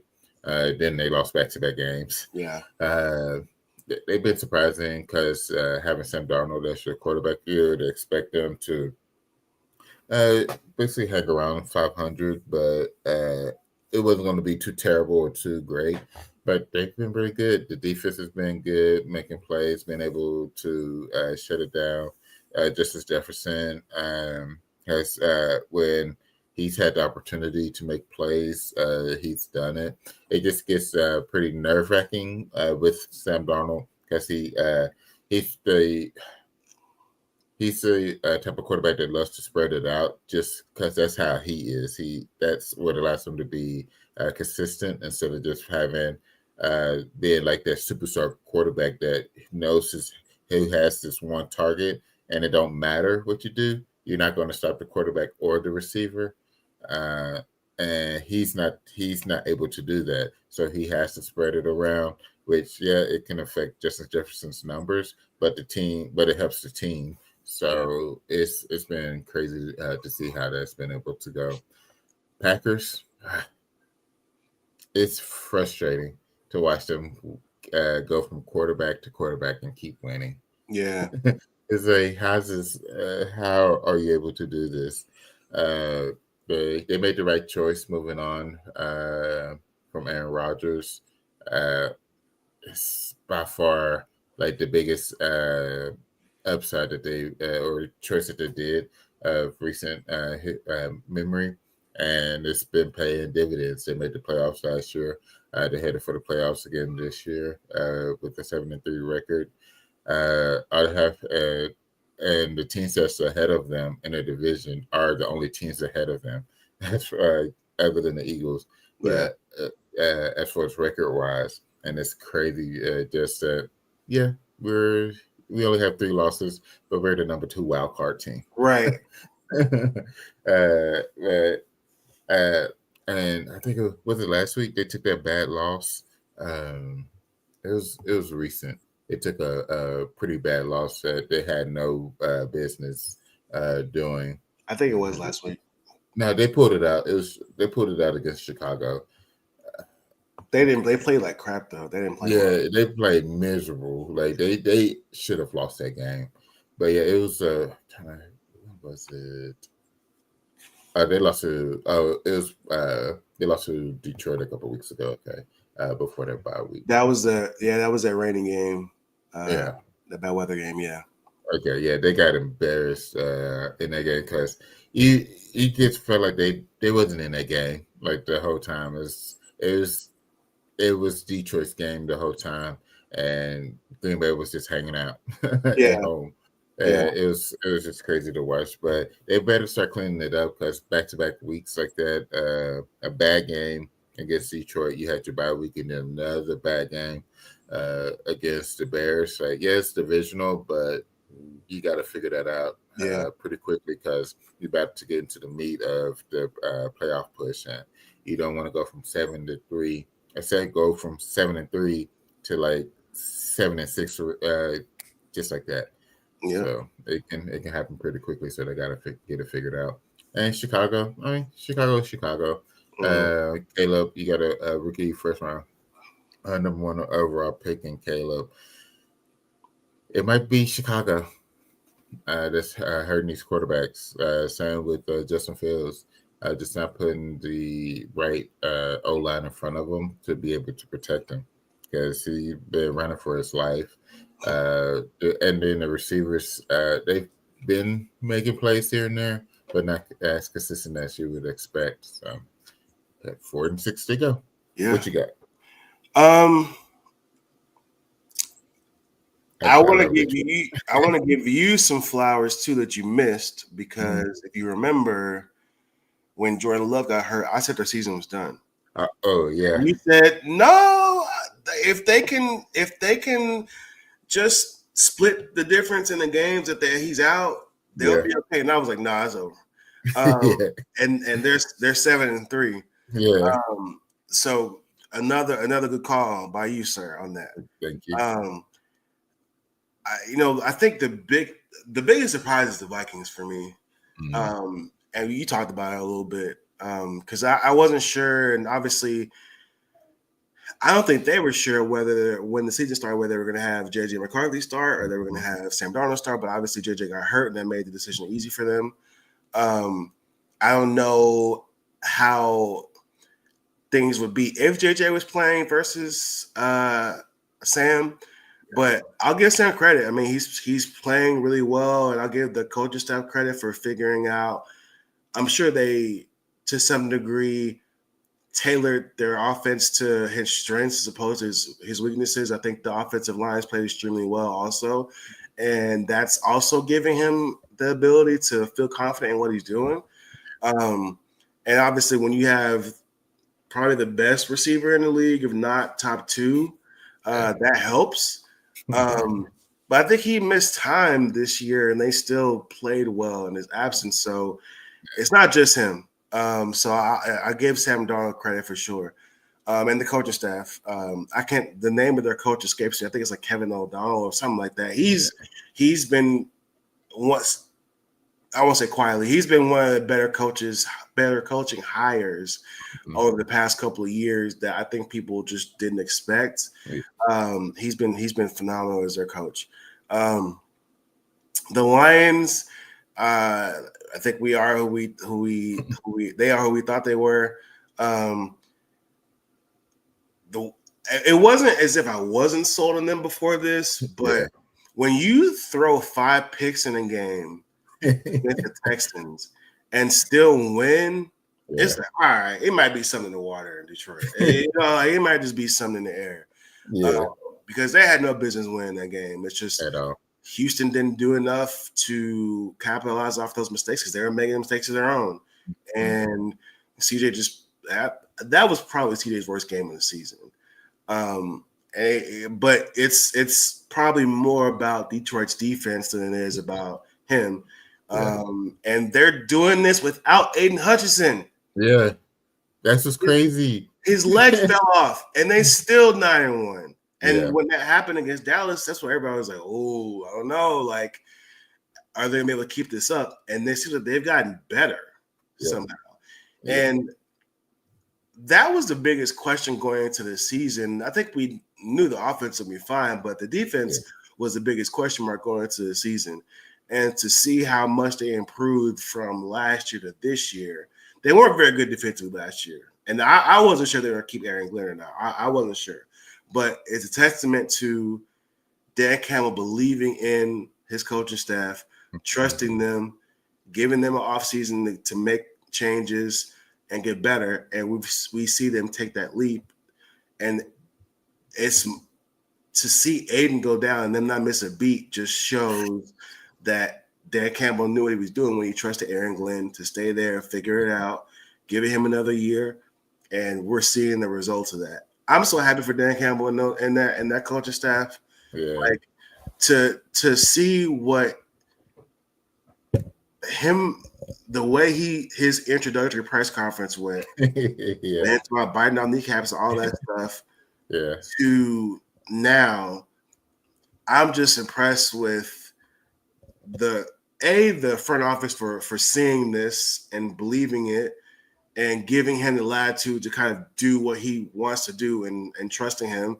And we saw it in the Hard Knocks last year with them, how he believed in his message, and he just was. I don't know if you remember, but they had a scrimmage. I want to say it was in Green Bay, but I'm not sure. They were playing another team in training camp, and he had this very passionate speech about how he just wanted his team to trust and believe in what he's doing, and that it may not make sense now, but I promise y'all, if y'all just trust and believe in what I'm saying, it's gonna pay off. Just believe in me, and you just see week after week, you see that team get behind him more and more and more, and you seeing them play for him more and more and more, and you just see how tight knit that team is, and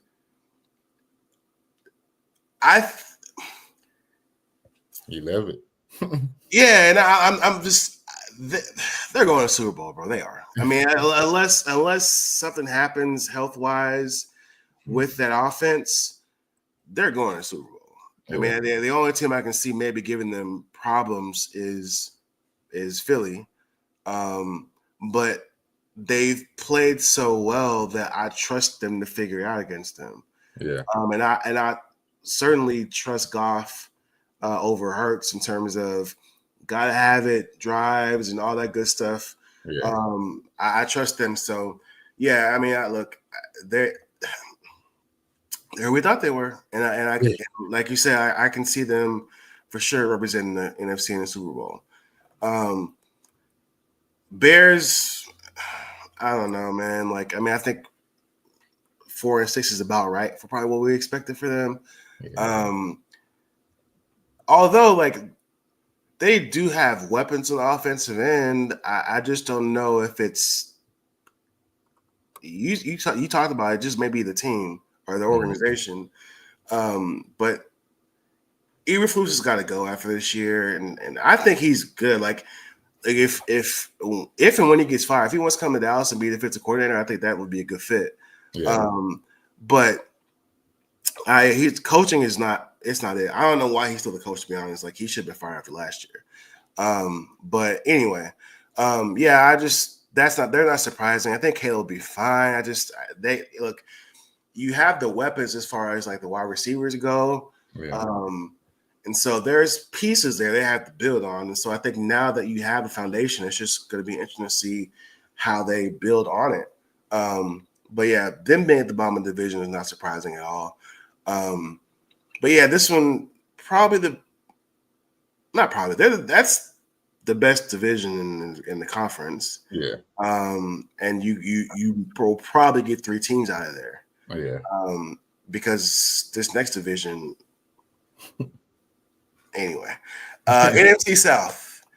Um, We ain't got to spend this much time. yeah, facts. Look, Falcons 6-5, Buccaneers are 4-6, Saints 4-7, Panthers 3-7, and I think um, to see, I think the biggest surprise for me is the Saints, only based off of how they started the season, right? Yeah. They just were they 3-0, Yeah. and now yeah. I think it was 3 3-0. No, 2-1. Was it 2-1? Okay. Yeah, Okay. I think it was 2-1. Okay. Even still, Yeah. to start 2-1 the first 3 weeks of the season, only have 2 more wins the rest of the way is crazy. They obviously fired their coach, Dennis Allen, but I don't even know what to make of them. And I'm not gonna lie and say I watched a lot of their football to know what the issue is. But just to see some of the players talking bad about Derek Carr and he's not still there. It's just kind of crazy, but I don't know.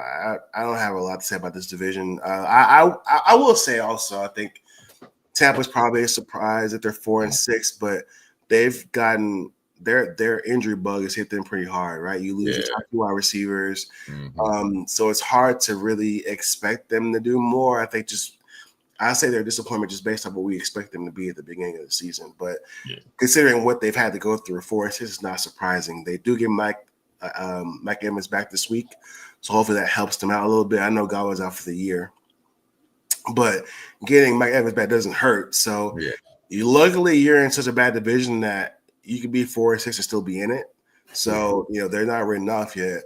In Atlanta, I would say I think Atlanta's better than their record says they are. They've been in some close games that they just fell short in. They almost beat they probably should have beat the Chiefs. That pass interference call that wasn't called in the end of that game. Had they got that call, they probably would have won that game. And they were 7-4, and it looks a little bit different. And they've had some other games that were close they shouldn't have. They just lost to the Saints. So they've just kind of been up and down.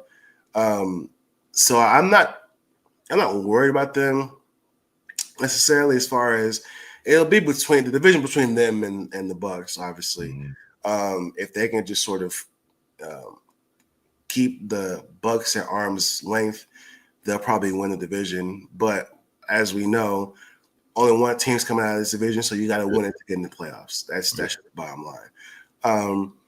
The Panthers have been interesting in the sense of, I don't know what you expected to happen that you felt you needed to bench Bryce Young. Yeah. I don't know what you thought you were going to be, that you were just so far below that you had to make a change like that. I think so. I don't know what that was about. And then Andy Dalton came in and he played one good game, and then he went to bed the rest of the time, and they had to put Bryce back in. So good for him. I think they've won, was it 2 in a row or 2 out of 3, something like that. So shout out to them for that. Bryce Young, who did they play overseas? They beat the Giants. I think it was the Giants. Yeah, I think so. In Germany. And Bryce played well in that game. So look, they are where we thought they were. But my biggest thing is I'm my eyes on the Bucks still with Mike Evans coming back. Can they do enough to get back into that hunt in the division? I think they've lost both games against the Falcons this year. So they gotta have a better record. Which is possible still. It's only week 12. You still got 6 weeks left. So it's possible. But that's my take. What you got in the NFC South? So the Saints started off 2-0 and lost 7 straight. And won this last 2. And they won 2 in a row. Okay. Yeah, complete chaos over there. Tampa's that injury bug shook them because they were they're the only ones to beat Detroit. They went to Detroit and beat Detroit. So when that happened, it's like, oh, might have to pay attention to this team. And then 2 weeks later, the injury bug hit. It's like, oh man. Atlanta's been actually better than what I expected. They are better than what their record show as well. the Kansas City game and a few other really close games that they I think they played several one score games Yes.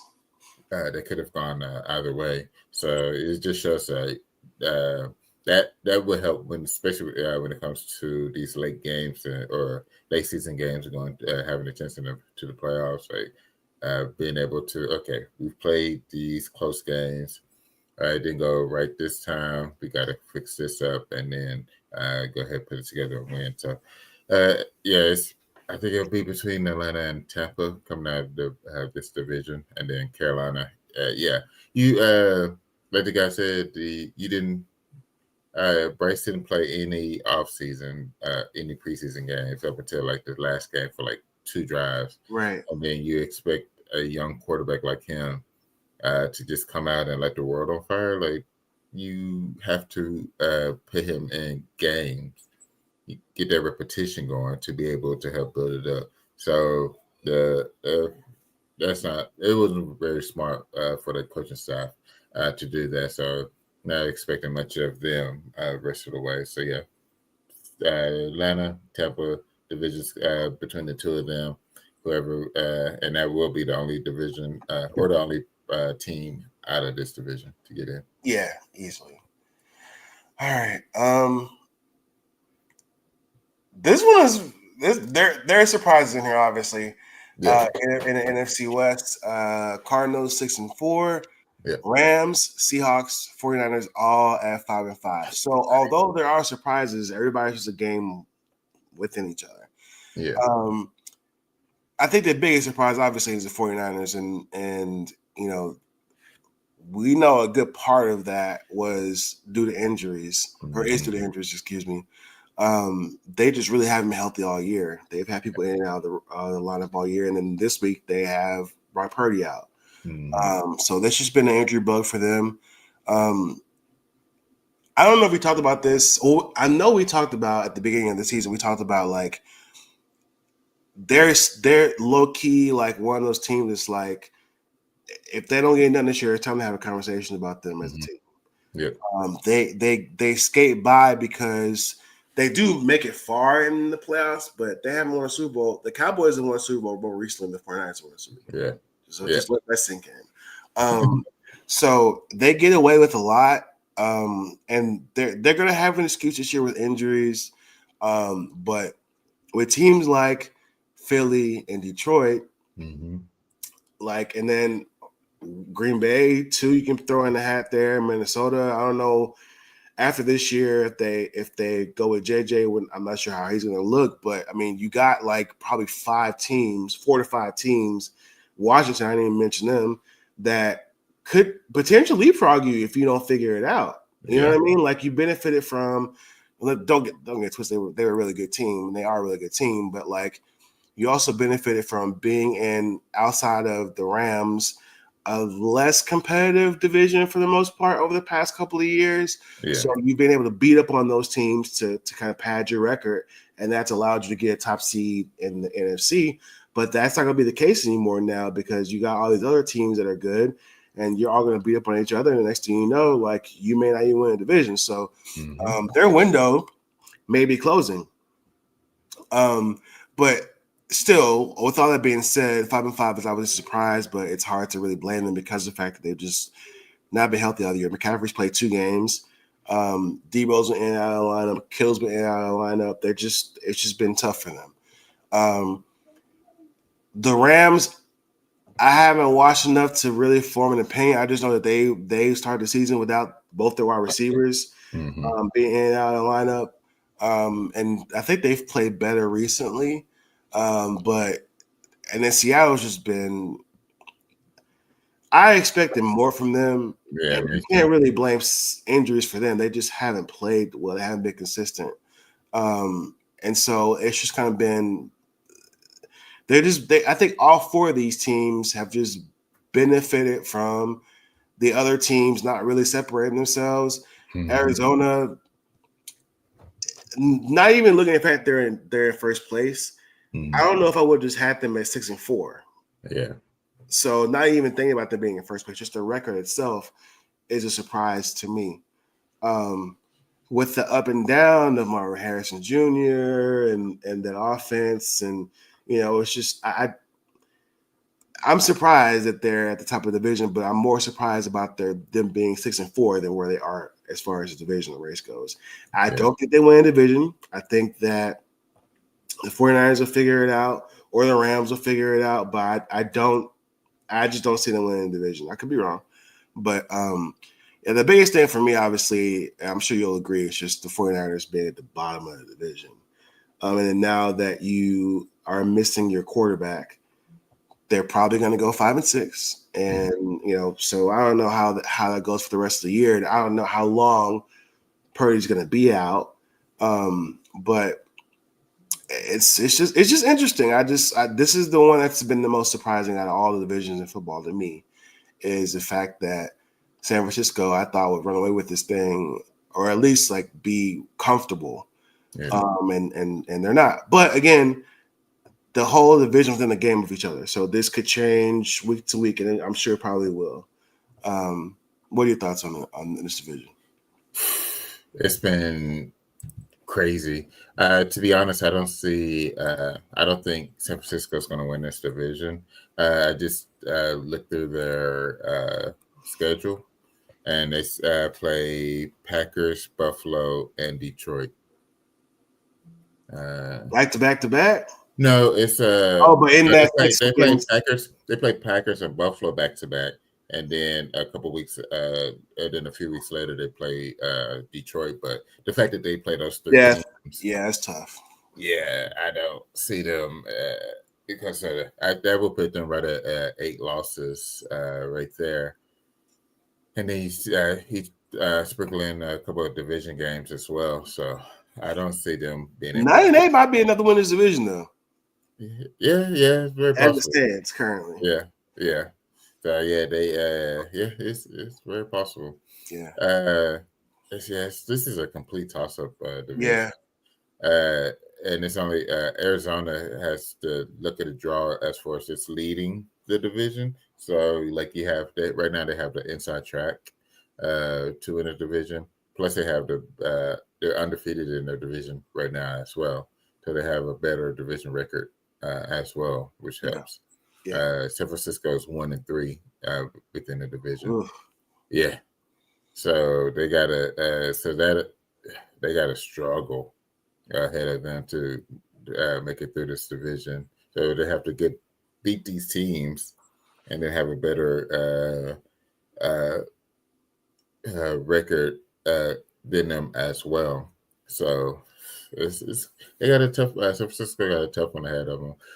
I just say for now, Arizona. I think that's a safe bet just because they're undefeated in their division. But then also they have their one game up as well.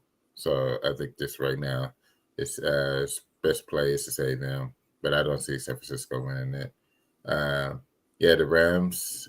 I think just age is catching up to them.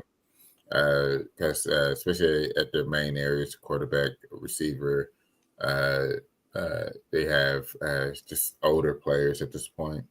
So for them to be 5-5 at this point is pretty good. But I just don't. It'd be nice if they would be able to get some wins here and there just to maintain the fight. But it's still going to be pretty tough. It'd be nice if they win today. Playing the Eagles, and then have Seattle. Yeah, Seattle's.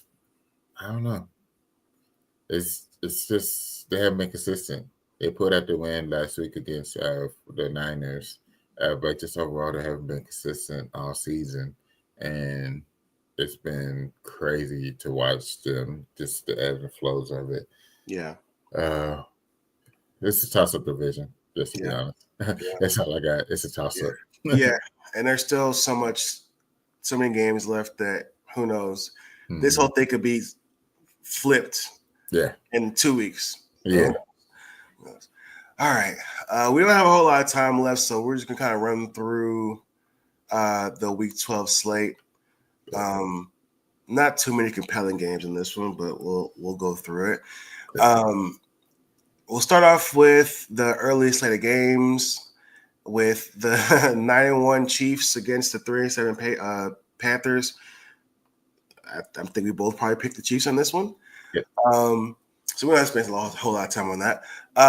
8-2 Vikings going against the 4-6 Bears. What say you on that one? I'm sure Vikings. we're probably on the same page. Yeah. This one is interesting for me only because I can see this being a trap game for the Texans. They play the Titans. Thankfully, the game's in Houston, but the way they've been up and down, who knows? I'll pick them, but I wouldn't be shocked if that game's closer than it probably should be. I'm going Houston as well as a home game. I don't think they have the benefit to have trap games at this point. They don't. You're absolutely right. You're absolutely. They definitely don't. They got to take care of business. Mm-hmm. Lions versus Colts. Colts, like I said, looked better last week, but they didn't play the Lions. Yeah. So I think we're probably on the same page of picking the Lions to take this one. Yep. 3-8 Patriots going up against the 4-6 Dolphins. Dolphins obviously better than their record says. They just obviously were without their quarterback for half the year. So I would expect the Dolphins to win this one, but the Patriots also have been playing better than their record says. Yeah. So I don't know if it's going to be it may be a one-possession game, but I just think the Dolphins pull that one out. Yeah, I agree. I stick with Dolphins. Home field, your quarterback's back. Yeah. New England's defense is going to keep it close. Yes, absolutely. Bucks going up against the Giants. I just want to say something really, really quick. I'm going to be real quick. Why did you have Drew Lock be your backup the entire year, and then when you bench Daniel Jones, you have Tommy DeVito be the starter? What was the point of Drew Lock being the backup all year? Drew Lock played decently last year in Seattle when Geno Smith went down. And so I'm sure he went to the Giants thinking Daniel Jones is trash. They probably will bench him at some point. I'll have an opportunity to play. You had him as your second string quarterback the entire year, including last week. And then you bench and cut your starter, but then you have the third string leapfrog the second string to be the starter. It doesn't make any sense. But you talked about the front office earlier, so we don't have to expound on that too much. I'm sure we both had the Bucks in this one because Tommy DeVito. Anyway, 3-7 Cowboys versus the 74 Commanders, Washington. Right? Yeah. Do you think the Joneses both were very quick to dismiss even considering bringing in Daniel Jones for the rest of the year? Yeah, it's no point. You don't think so? For what? You're right, because they don't want to win, but like I don't know. Anyway, I'm just looking at what we've seen from Cooper Rush, which we expected. And there's folks who just for whatever reason felt like he was going to be better. And anyway, we'll have to talk about that. But you don't. Well, they're not going to play Trey Lance, so why would they get Daniel Jones? But you're right. Yeah. Just a mess. Okay. Yeah. 6-5 Denver Broncos going up against the 2-8 Raiders. I think the Broncos probably win this one, although I wouldn't be shocked. This division, I don't know. I mean, like I expect Bonnet to play well because he has. So I'll pick them. I'm sure you probably feel the same. Yeah. This one could, well, not anymore because Brock Purdy's out. Yeah. I think this one could be fun, but it's not. This schedule is helping us get through these quickly, which is good. Yeah. Packers against the 49ers. Obviously, we both would pick the Packers to come out on top on that one. This other one could be interesting, maybe, potentially. 6-4 Cardinals going to Seattle to play the 5-5 Seahawks. What are your thoughts on that one? I got Arizona. I think it'll be close, but I got Arizona. I'm gonna pick Seattle. I think that would be interesting. And then they'd both be 6-5. And chaos. It's just a toss up in that division. So I'm gonna pick Seattle at home. Sunday night game, the 8-2 Eagles going up against the 5-5 LA Rams. I don't want to say potential trap game because I don't want to be disrespectful to the Rams, but I can see the Rams winning this game. Yeah, me too. I'm gonna pick the Eagles, but I wouldn't be shocked if the Rams win this game. What do you think? Same. I think, unfortunately, I think the Eagles will win, but it would be nice if the Rams pull out some magic to get the win. And I wouldn't be shocked, man. I wouldn't be shocked. But yeah, I got the Eagles. Monday night game. That should be fun, brother. 7-4 Baltimore Ravens traveling to LA to play the 7-3 LA Chargers. I'm going to pick Baltimore in this one because I just feel like they have to have it. And they can't go to 7-5. I think the Chargers can afford to lose and go 7-4. But the way the division is shaping up for the AFC North, I think the Ravens, if they want to win, they have to keep up with what's going on with Pittsburgh. And so I think they need this win more. And so I'm going to pick Baltimore in this one. But I think it'll be a close game ultimately. I just need Lamar and Derrick Henry and those boys to put a good game together and pull this one out. I'm going with Baltimore as well. They had a bad loss last week to Pittsburgh. Yeah. Didn't, like you said, didn't put up an offensive touchdown to the end of the game. So yeah, I think they know how important this is.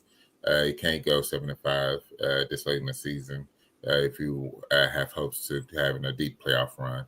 The more home games that you have or opportunity to be at home that you have in the playoffs, the better chance you have to go deep. Right. So them going 7-5 and falling behind Pittsburgh even more it'll be bad. So yeah, I got Baltimore in this one. Yeah, should be fun. Yeah, desperate game. Yeah, 100%. All right. Well, that was fun. Yeah. That was fun. Real quick, I want to just do something real quick before we go. Let's pull this bad boy out right here. Finally got my with me. It's good on you. Yeah. Just hold on to it while I can. Last time we talked on this pod, it wasn't looking good for me, but we turned it around. So we're doing well. But that's it, man. Any last parting words? Any words of encouragement for Dallas for this game kicks off in about 45 minutes or so, or we just Dallas Wings have the number 1 pick. So Paige Beaker's coming to Dallas. That's what I got for the Dallas fans. Nah, facts. And their season tickets sold out in like less than a day. Yeah, which is good for them, man. Good for them. Look, Satu, I know you're not watching this, but look, come back. We got a number 1 pick. Just come on back. Look, yeah, it was 2 years. Yeah. Just give us, man. Look, if it ain't cracking in 2 years, I respect it. But now it's like, look, we got Maddie Segrist, who Natasha Howard's leaving. Thank you for your service. We appreciate you. But now that Natasha's leaving, Satu can move to the 4. Yeah, Maddie Segrist played at the 3. Maddie Segrist played really well when Satu was out last year. So she's ready to go. She's ready to take that leap. And then you got Paige Beckers and Enrique Agumawale in your backcourt. Let's go. Come on, man. Satu, just stick around, man. You know you want to be here with me when y'all move to Dallas and start playing in Dallas. Just stick around. That's what I'm saying. Just give us 2 years. Give us 2 years, man. All right. Well, thank y'all for watching. Thank you for tuning in. Appreciate you guys. Always show love. Terrell, appreciate you, brother, for giving us a platform. As always, folks, like, share, and subscribe to the pod. We'll be back next week. And that's it. Y'all have a good one, man. Enjoy the slate of games this week. And we are